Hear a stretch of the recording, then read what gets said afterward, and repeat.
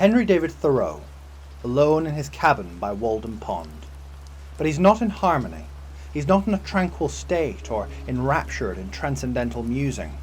Rather, he's filled with rage. He's enraged by slavery. He's enraged by war. The Mexican-American War was playing out on the southern border. A war of unprovoked American hostility.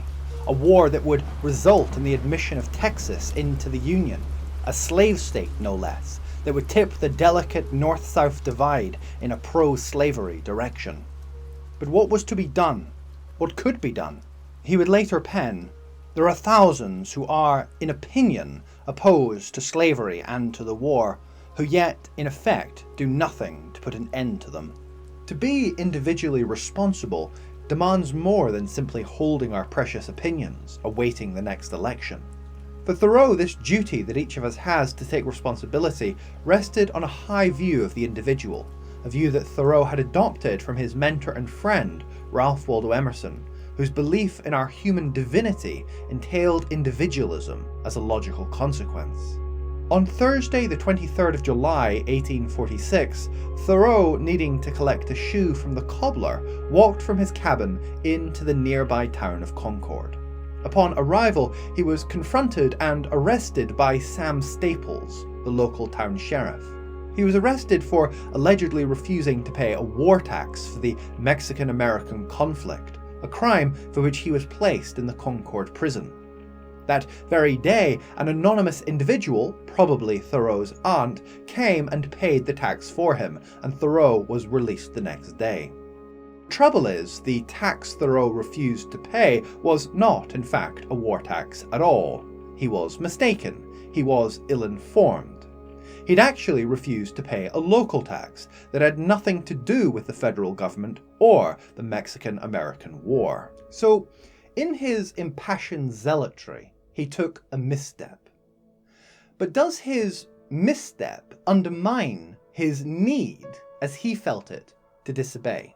This principle, to follow one's own conscience, which he outlines in his book Civil Disobedience, even when one's own conscience brings you into conflict with the government, the status quo, your cultural tribe, etc. Evidently, it does not. But it should highlight for us just how easy it is to make such a misstep. In Thoreau's case, although his form of protest was counterproductive, his withholding of that tax, no one would disagree that his intent was worthy. Of course, war and slavery are wrong, right? Well, in Thoreau's time, it was not at all evident. Many in the North believed both the war and slavery to be somewhat necessary evils. The war to further America's manifest destiny, and the institution of slavery, an ill, of course, but one that should be dismantled slowly and carefully, lest it cause instability.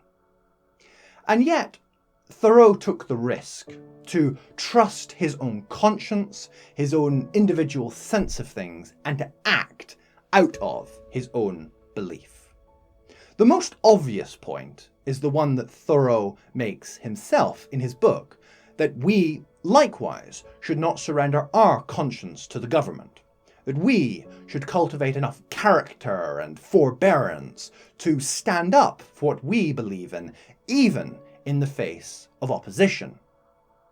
There is a second point, though, which Thoreau does hint at, which I think stands out as perhaps even more important for us to hear today. And that has to do with the kind of society that we want to live in, the kind of government that we want to have, to cultivate. How do we want our society to treat its outliers, those who hold countercultural views, those that hold views and even act on those views that we, or our own cultural tribe, would deem wrong, ill-informed, uneducated, or even offensive? Do we tolerate such eccentricity, or do we silence it?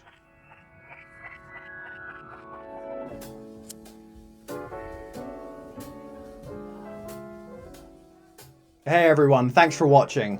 I finally finished my analytical psychology masters this week, yay me, and hopefully that will translate into more videos appearing here on a more regular basis.